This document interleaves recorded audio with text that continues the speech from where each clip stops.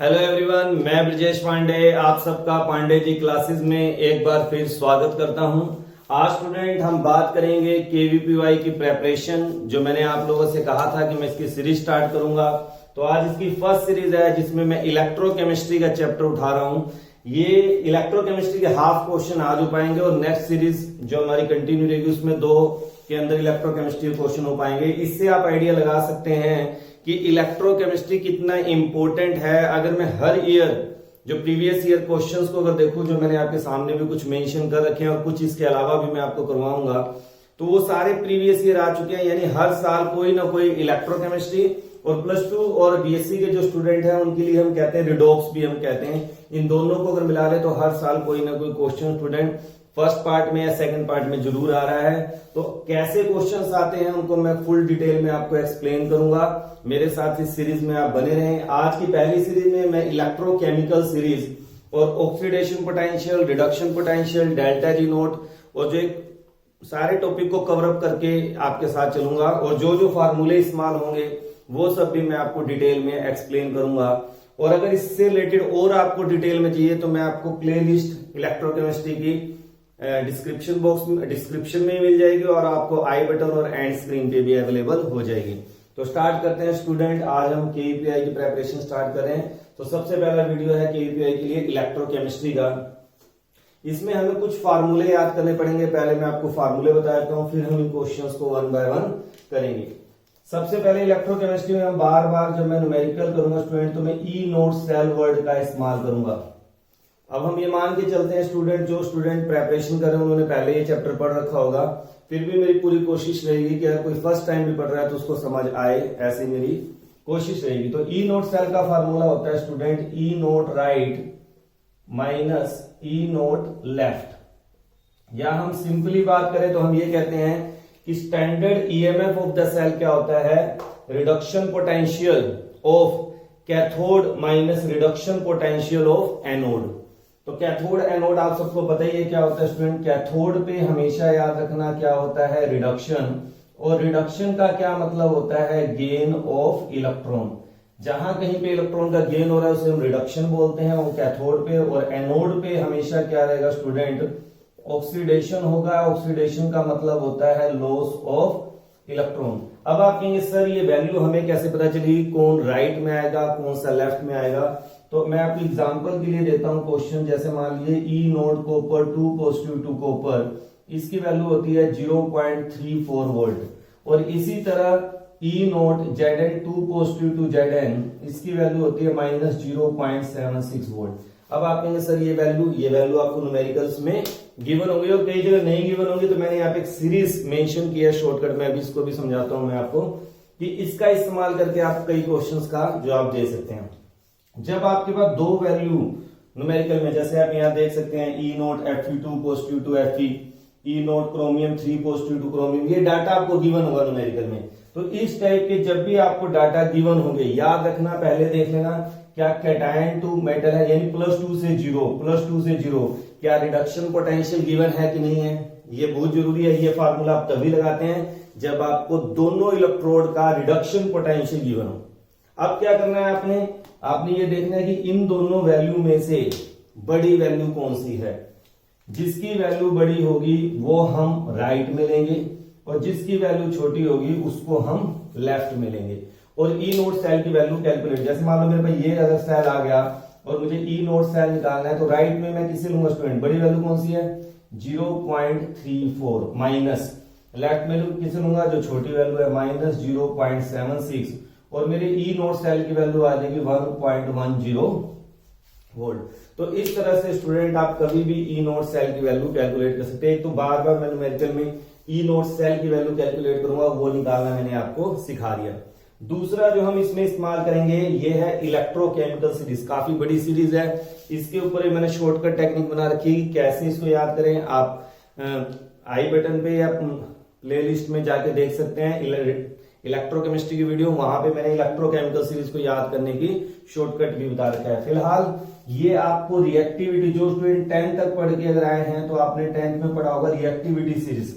इस सबसे जैसे पोटाशियम जो है बेरियम को रिप्लेस कर सकता है, मैग्नीशियम को कर सकता है, मगर मैग्नीशियम कैल्शियम को नहीं कर सकता। जिंक जो है वो कॉपर को रिप्लेस कर सकता है, मगर कॉपर जिंक को रिप्लेस नहीं कर सकता, यानी जिसकी रिएक्टिविटी ज्यादा है। तो जो ऊपर पड़े हुए हैं इलेक्ट्रोड एलिमेंट जो हमारे हैं वो हमेशा लो, इनकी रिएक्टिविटी ऊपर वालों की ज्यादा है नीचे वालों से। तो अगर हम टॉप टू बॉटम जाते हैं, यहां पे जाके हाइड्रोजन आगे स्टूडेंट, ये पूरी सीरीज ऐसे चल रही है यहां तक। फ्लोरीन, फ्लोरीन हमारा क्या है, स्ट्रोंगेस्ट ऑक्सीडाइजिंग एजेंट। कोई आपसे पूछे स्ट्रोंगेस्ट ऑक्सीडाइजिंग एजेंट, तो स्टूडेंट कौन होगा, फ्लोरीन। और स्ट्रोंगेस्ट रिड्यूसिंग एजेंट कोई पूछ ले तो हम किसे कहते हैं स्टूडेंट, लिथियम, जो हमारे पे इलेक्ट्रोकेमिकल सीरीज जो गिवन है।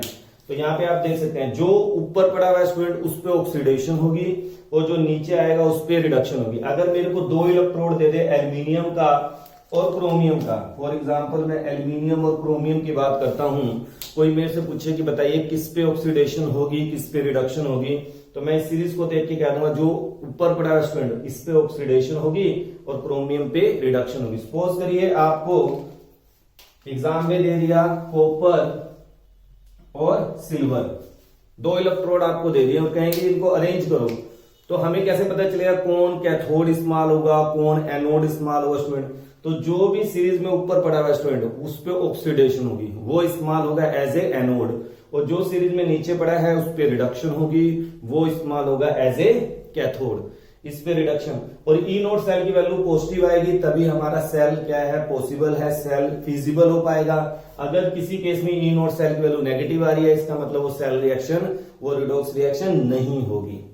तो इस तरह हम बड़े आराम से पता कर सकते हैं क्या करना है। अब अगला क्वेश्चन अराइज होता है, ये तो मैंने आपको सीरीज बता दी, रिएक्टिविटी के बेस पे अभी मैं क्वेश्चन यहाँ पे सोल्व करूंगा, तो हम बड़े आराम से बता सकते हैं। ऊपर वाले पे ऑक्सीडेशन होगा यानी रिड्यूसिंग एजेंट कौन बेस्ट है, लिथियम। अब सपोज करिए मैंने आपको दो इलेक्ट्रोड दे दिए हैं, अब इसी को ले लेते हैं चलिए, कॉपर और सिल्वर, और आपसे मैं पूछूं भाई कॉपर और सिल्वर में से स्ट्रॉन्गेस्ट ऑक्सीडाइजिंग एजेंट कौन सा है, इन दोनों में से स्ट्रॉन्गेस्ट ऑक्सीडाइजिंग एजेंट कौन सा है, तो जो डाउन में है सिल्वर क्या है ऑक्सीडाइजिंग एजेंट है, कॉपर क्या है रिड्यूसिंग एजेंट है, यानी जिसका रिडक्शन पोटेंशियल की वैल्यू कम होगी उस पे इजिली ऑक्सीडेशन होगा और वो स्ट्रॉन्गेस्ट रिड्यूसिंग एजेंट होगा। इस लाइन को मेंशन कर लेंगे, लिख लेंगे आप। मैं हमेशा एक लाइन बोलता हूं इंपॉर्टेंट क्लास में भी कहता हूं कि higher is the value of reduction potential, आप ये लिख लीजिए सारे स्टूडेंट, ये मैं मेन लाइन बोलता हूं इसको अपनी क्लास में जब पढ़ाता हूं, तो higher is the value of reduction potential more easily reduction take place, कि जितनी ज्यादा वैल्यू होगी रिडक्शन पोटेंशियल की उतना इजीली रिडक्शन होगा, और जिस पे रिडक्शन होगा वो ऑक्सीडाइजिंग एजेंट होगा, वो क्या होगा हमारा स्ट्रॉन्गेस्ट ऑक्सीडाइजिंग एजेंट होगा। तो ये बहुत ही इंपॉर्टेंट लाइन है स्टूडेंट जिसका मैं बार बार इस्तेमाल करूंगा, तो इसको भी आप नोट कर लें। नेक्स्ट जो हम फार्मूला इस्तेमाल करेंगे ई सेल का, ये नर्मस्ट इक्वेशन आप अप्लाई कर रहे हैं, नर्मस्ट इक्वेशन भी बोलते हैं इसे। नर्मस्ट इक्वेशन कैसे अप्लाई करनी है, क्या फार्मूला आपको याद करना है, ये सीख लीजिए क्योंकि ये भी हम बहुत ज्यादा इस्तेमाल करने वाले। मान लीजिए मेरे पास रिएक्शन है zinc plus copper 2 positive gives copper plus Zn2 positive, और मुझे कहा जा रहा है कि नर्मस्ट इक्वेशन अप्लाई करो ई सेल, तो ई सेल इक्वल टू क्या होता है student, E naught cell minus 0.0591 upon n log, क्या करना है स्टूडेंट, प्रोडक्ट की कंसंट्रेशन, प्रोडक्ट में किसको ले रहे हैं हम Zn2 पॉजिटिव को, अपॉन रिएक्टेंट कंसंट्रेशन यानी कॉपर 2 पॉजिटिव। अब इनके वैल्यू स्टूडेंट आपको न्यूमेरिकल्स में क्या है गिवन होगी, जैसे यहाँ पे मैंने A2 पॉजिटिव की कंसंट्रेशन गिवन है, D2 पॉजिटिव कंसंट्रेशन गिवन है, तो हमें ई सेल निकालना है, तो बड़े आराम से आप निकाल सकते हैं।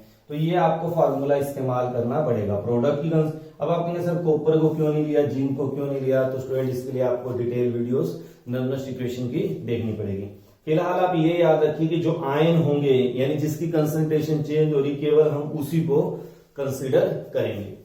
अब बात करते हैं और इसका क्या क्या फार्मूले इस्तेमाल हम करेंगे, हम डेल्टा जी नोट की बात करेंगे, it's standard free energy change, ये क्या है ईएमएफ ऑफ द सेल, ये कब होता है? Other than 1 molar concentration. E naught cell की वैल्यू क्या है? Standard EMF of the cell student. ये क्या होता है? स्टैंडर्ड कंडीशन पे 1 मोलर कंसंट्रेशन 298 केल्विन टेम्परेचर। मगर ये अदर देन 1 मोलर कंसंट्रेशन जब हम कंसीडर करते हैं तो ई सेल आता है। इसी तरह डेल्टा जी नोट क्या है? स्टैंडर्ड कंडीशन पे गिव्स फ्री एनर्जी। तो माय फार्मूला क्या होता है? Minus n F E naught cell. आपको एक ये फार्मूला बार बार अप्लाई करना है जिसके ऊपर ज्यादा से ज्यादा केवीपीआई में क्वेश्चन आ रहे हैं। इसी तरह अगर स्टैंडर्ड कंडीशन आपको नहीं गिवन है तब हम ई सेल का इस्तेमाल करते हैं। Delta G equal to minus n F E cell. तो ये फार्मूले आप मेंशन कर लें क्योंकि इनके मैं ऊपर क्वेश्चंस करने वाला हूं। फिर हम इक्विलिब्रियम कांस्टेंट की बात करेंगे जिसको हम रिप्रेजेंट करते हैं केसी से। केसी क्या है? मेरा इक्विलिब्रियम कांस्टेंट। आपको कहेंगे इक्विलिब्रियम कांस्टेंट कैलकुलेट करो और इसके ऊपर कम से कम 3 से 4 बार क्वेश्चन स्टूडेंट आ चुके हैं। अपने आप में बहुत ही इंपॉर्टेंट टॉपिक है केसी। तो लोग केसी क्या होता है स्टूडेंट? बिल्कुल सिंपल फार्मूला याद करना है, n E naught cell upon 0.0591। और बुक्स में देखेंगे और भी फार्मूले हैं मगर वहां पे आपको दिक्कत आती है, वहां से कैलकुलेशन मुश्किल होती है। जैसे log KC equal to minus 2.303 R T, sorry delta G naught equal to minus 2.303 R T log KC. आप वो फार्मूला भी लगा सकते हैं मगर मैं उन फार्मूले का इस्तेमाल नहीं करता। मैं केवल इन्हीं फार्मूले के इस्तेमाल से आपका कोई भी क्वेश्चन जो है केवीपीआई का नर्वस इक्वेशन से रिलेटेड है या लोग केसी से रिलेटेड है, डेल्टा जी नोट से रिलेटेड है, बड़े आराम से कैलकुलेट करूंगा आपके सामने। तो आप इन फार्मूले का इस्तेमाल करके स्टूडेंट कैलकुलेशन बड़े आराम से कर सकते हैं। आज का जो मेरा वीडियो है इन फार्मूले से बेस्ड जो क्वेश्चन आपको आए हुए प्रीवियस ईयर उन सबको डिटेल एक्सप्लेनेशन देने।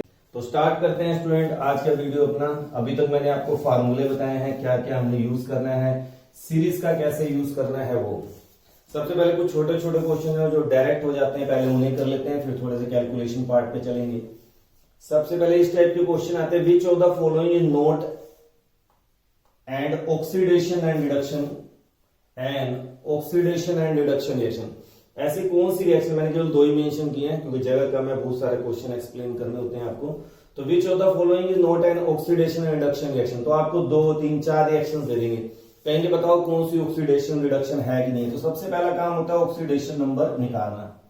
तो कैसे ऑक्सीडेशन स्टेट निकालते हैं स्टूडेंट आपको मैंने सिखा रखा है। जिनको ऑक्सीडेशन नंबर निकालने नहीं आता प्लेलिस्ट में जाके आप देख सकते हैं स्टूडेंट, रिडॉक्स की मदद। तो 0 से हम अगर बात करें, हाइड्रोजन 0 से -1 पे +1 पे जा रहा है यानी ऑक्सीडेशन नंबर इंक्रीज हो रहा है, तो हम कहेंगे यहाँ पे ऑक्सीडेशन हो रहा है।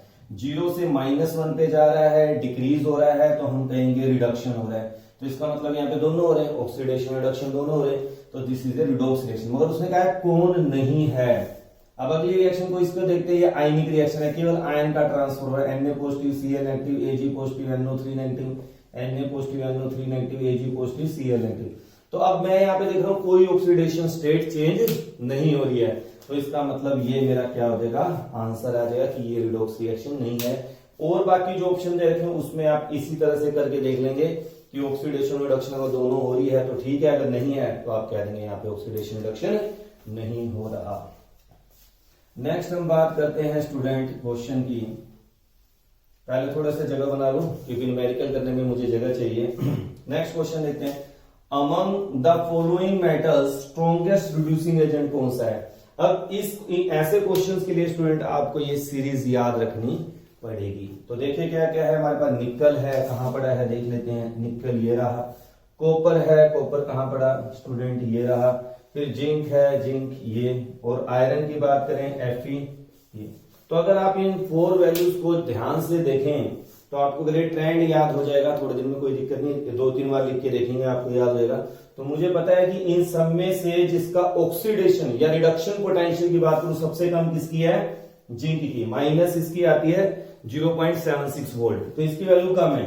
तो जो जिसकी वैल्यू रिडक्शन पोटेंशियली कम होगी स्टूडेंट, वही हमारा स्ट्रॉन्गेस्ट क्या होगा, रिड्यूसिंग एजेंट होगा। तो इन चारों में स्ट्रॉन्गेस्ट रिड्यूसिंग एजेंट कौन सा है, ये। और कहते हैं ऑक्सीडाइजिंग एजेंट कौन है, तो कॉपर है। तो इस तरह से स्टूडेंट आप निकाल सकते हैं। कई जगह आप देख रहे होंगे मैंने चार्जेस मेंशन किए हैं, एक्चुअल में क्या है कि वेरिएबल ऑक्सीडेशन स्टेट शो करता है, 3+2 में भी है, +4 में भी है। +2 में इसका रिडक्शन पोटेंशियल कम है हाइड्रोजन से, मगर 4 पॉजिटिव का ज्यादा है, तो ये हमें याद रखने पड़ेंगे। अब हम बात करते हैं नेक्स्ट, अब न्यूमेरिकली है मेरे ख्याल से सिंपल डायरेक्ट क्वेश्चन खत्म हो गए हैं। अगला ये भी एक डायरेक्ट है, पहले से कर लेते हैं। फर्स्ट क्वेश्चन को ध्यान से देखिए। तो oxidising ability of given anion, आपको यहाँ पे 4 एनायन दे दिए स्टूडेंट, और क्या है बताइए कि किसकी ऑक्सीडाइजिंग एबिलिटी ज्यादा है, यानी कौन स्ट्रोंगर ऑक्सीडाइजिंग एजेंट है। अब स्टूडेंट ऑक्सीडाइजिंग एजेंट का मतलब जिस पे रिडक्शन इजिली होगा। अब रिडक्शन इजिली का मतलब जो गेन ऑफ इलेक्ट्रॉन इजिली करेगा, यानी वो मेरा स्ट्रोंगर ऑक्सीडाइजिंग एजेंट होगा। तो यहां बड़ा बिल्कुल सिंपल सा कॉन्सेप्ट, अगर मैं इन चारों एनायन को ध्यान से देखता हूं इसमें डिफरेंस क्या है, तो यहाँ पे इसकी ऑक्सीडेशन स्टेट का डिफरेंस है। क्रोमियम की बात करें यहाँ +6 ऑक्सीडेशन स्टेट आएगी, मैग्नीज की बात करें यहाँ +5 आएगी, सॉरी मैग्नीज की यहाँ पे क्या आएगी +7, टाइटेनियम की बात करें तो इसकी क्या आएगी +4 आएगी, और वैनेडियम की बात करें +5 आएगी। तो आप ध्यान से देखिए स्टूडेंट, सबसे ज्यादा वैल्यू किसकी है, तो आप कहेंगे सर MnO4 नेगेटिव की है। अब +7 वाला इजिली इलेक्ट्रॉन गेन करेगा, +5 करेगा, +4 करेगा, +6 करेगा, आप कहेंगे सर ऑटोमेटिकली +7 वाला करेगा। तो इसका मतलब ये हमारा स्ट्रॉन्गर ऑक्सीडाइजिंग एजेंट होगा। यानी ability to give anion increasing order में लिखना है अगर हमें, तो हम क्या लिखेंगे, सबसे पहले कौन आ जाएगा स्टूडेंट, सबसे कम किसका है 4 का, तो TiO4 4 negative greater than VO4 3 negative, फिर CrO4 2 नेगेटिव, और लास्ट में कौन आ जाएगा आपका MnO4 नेगेटिव। तो ये आपने इंक्रीजिंग ऑर्डर में मेंशन कर दिया। तो आप ऑप्शन आपको 4 दिए होंगे, उनमें से आप देखेंगे कि ये ऑप्शन कहां पे है, उसको आप क्या करेंगे, टिक कर देंगे। तो बड़े आराम से हम इन क्वेश्चंस को कर सकते हैं। अब आते हैं न्यूमेरिकल पार्ट पे। न्यूमेरिकल किस टाइप से आएंगे, कैसे उन्हें करेंगे। एक चीज स्टूडेंट मैं आपको और बता देता हूं, बड़ी अच्छी बात है आप लोगों के लिए, कि केवीपीवाई में वर्चुअल कैलकुलेटर आपको अलाउड होता है। तो कैलकुलेशन पार्ट को आपको घबराने की जरूरत नहीं है, आपको कैलकुलेटर होता है तो बड़े आराम से कैलकुलेशन हो जाता है। लोग भी देख सकते हैं, एंटी लोग भी देख सकते हैं। किसी स्टूडेंट को नहीं आता तो मुझे कमेंट बॉक्स में मेंशन करें कि वर्चुअल कैलकुलेटर कैसे इस्तेमाल करते हैं ऑनलाइन, मैं उसके ऊपर भी आपको वीडियो प्रोवाइड जरूर करूंगा। तो अभी बात करते हैं हम केवल कैलकुलेशन पार्ट के। मुझे कैलकुलेट क्या करना है स्टूडेंट, केसी। और अगर आपको याद हो कि मैंने थोड़ी देर पहले फार्मूला बताया था कि केसी का फार्मूला क्या होता है, log Kc = n E naught cell upon 0.0591। तो मुझे ये फार्मूले में क्या चीज गिवन नहीं है, मेरे पास ई नोट सेल यहाँ पे नहीं दिख रहा, मुझे यहाँ पे ई सेल गिवन है। तो ई नोट सेल कैसे निकालूं, डाटा मेरे पास गिवन नहीं है इलेक्ट्रॉन पोटेंशियल का, मैं कि ई राइट माइनस ई लेफ्ट लिख दूं। तो अब हमें क्या करना है, नर्मस्ट इक्वेशन का अप्लाई करना है। तो ये पे मैंने नर्मस्ट इक्वेशन अप्लाई कर दी।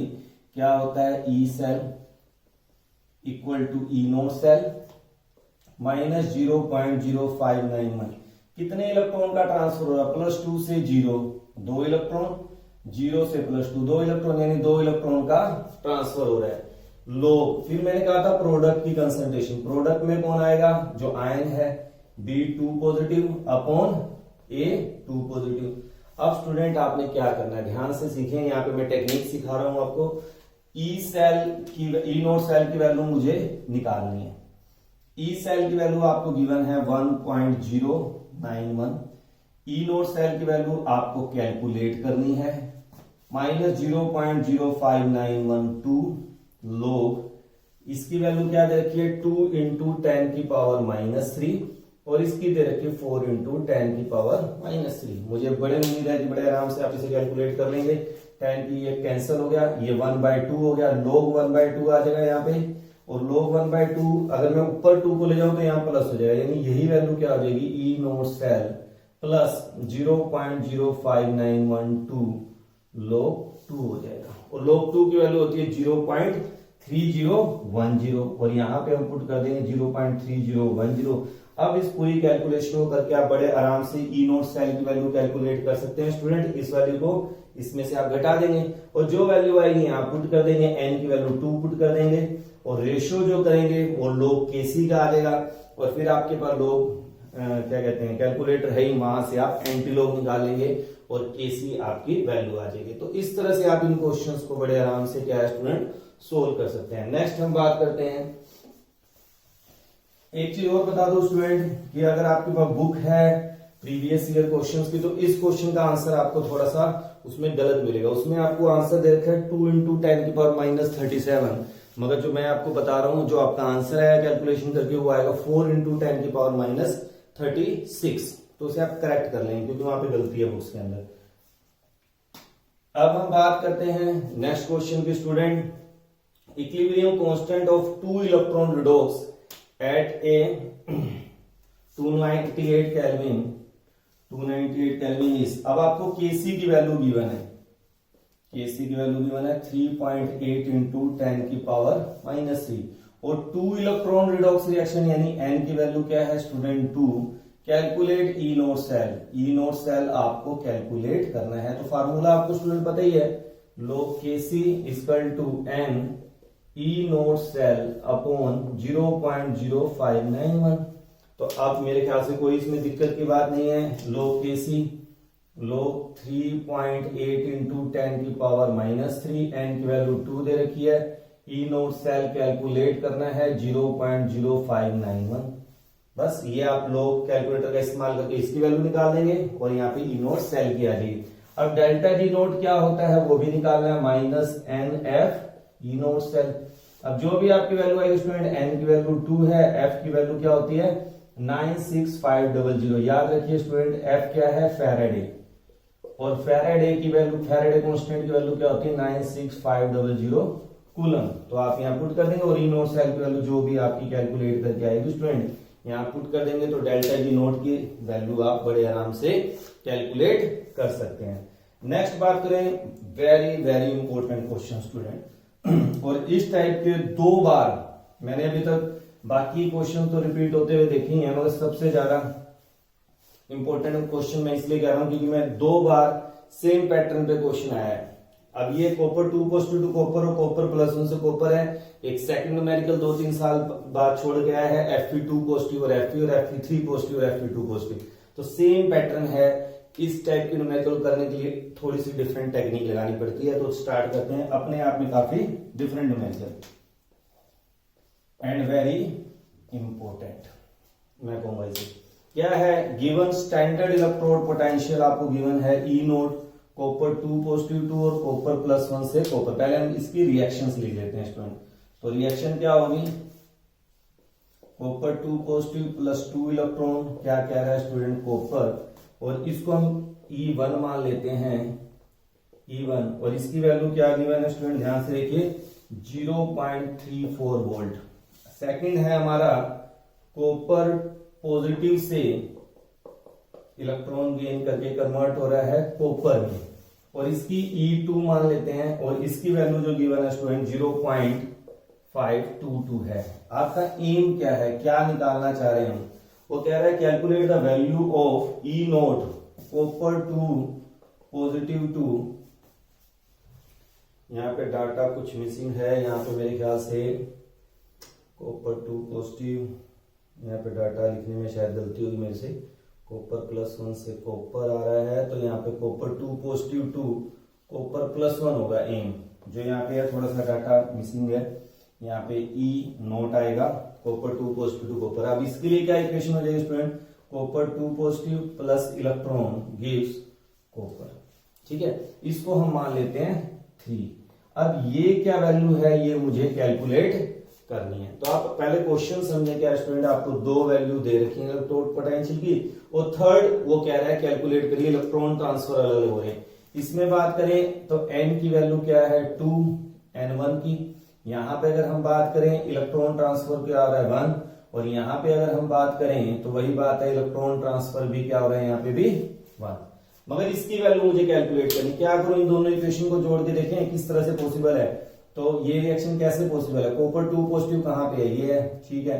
फिर मुझे चाहिए इधर कॉपर +1 सॉरी, वो कहाँ पे पड़ा ये, यानी कि इसमें से हम अगर इसे घटा दें तो हम इसको इक्वेशन 1 2 मान लेते हैं, तो हम कहेंगे 1 - 2। 1 - 2 कहते तो हमारी मेरे ख्याल से ये रिएक्शन आ जाएगी। आप करके देखिए आपकी ओवरऑल रिएक्शन ये आ जाएगी माइनस माइनस माइनस। अब ये तो कट जाएगा आपका, 2 में से 1 इलेक्ट्रॉन गया, 1 रह गया, कॉपर 2 पॉजिटिव माइनस क्या उधर जाके क्या हो गया प्लस का, कॉपर +1 यहाँ पे आ गया हमारा। मगर याद रखना यहाँ बड़ा इंपॉर्टेंट पॉइंट है कि मैक्सिमम बच्चे ऐसे ही क्वेश्चन कर लेते हैं 2 1 -2 यानी इसमें से इसको घटा देंगे कहीं आंसर आ गया, मगर नहीं। क्यों? क्योंकि याद रखना ईएमएफ ऑफ द सेल या ई जो हमारे ई नोट की जो वैल्यू गिवन है सॉरी, ये क्या है, ईएमएफ हमारा क्या है, इंटेंसिव प्रॉपर्टी है। इंटेंसिव प्रॉपर्टी एडिटिव और सब्ट्रैक्टिव नेचर शो नहीं करती, इसलिए हमें यहाँ पे गिब्स फ्री एनर्जी का इस्तेमाल करना पड़ेगा जो कि क्या है, एक्सटेंसिव प्रॉपर्टी है। इंटेंसिव और एक्सटेंसिव अगर किसी स्टूडेंट को नहीं क्लियर तो उसका भी लिंक मैं आपको डिस्क्रिप्शन में दे दूंगा। थर्मोडायनेमिक्स के अंदर एक्सटेंसिव और इंटेंसिव प्रॉपर्टी आती है, उसको आप जरूर देख लें। अब हम बात करते हैं कि सर क्या करेंगे, तो हम यहाँ पे डेल्टा जी नोट, इसके लिए डेल्टा जी नोट क्या होगा, डेल्टा जी नोट 1 फार्मूला मैंने अभी आपको बताया था NFE नोट सेल, ये होता है फार्मूला हमारा। अब हम क्या लिखेंगे, ध्यान से देखिए, कितने इलेक्ट्रॉन ट्रांसफर हो रहे हैं, 2 -2 E1F इक्वेशन 1 बनेगी। इससे क्या वैल्यू आ जाएगी, डेल्टा जी नोट 2 माइनस कितने इलेक्ट्रॉन ट्रांसफर हो रहा, 1 E2F इक्वेशन 2 आ गई। अब इसकी इक्वेशन बनाए जो थर्ड वाली हमारी जो इक्वेशन है, इसके लिए क्या बनेगा, delta G3 naught equal to कितना ट्रांसफर हो रहा है इलेक्ट्रॉन 1 और E3 और F इक्वेशन नंबर 3। तो 2 - 1 करेंगे तो हमारे पास क्या आ जाएगा, डेल्टा G3 नोट अगर जो मुझे निकालना है तो मैं क्या करूंगा, 1 - 2 तो delta G note 1 minus delta G note 2। अब इनकी वैल्यू पुट कर दीजिए स्टूडेंट, -2E1F माइनस E2F, ये आ गया।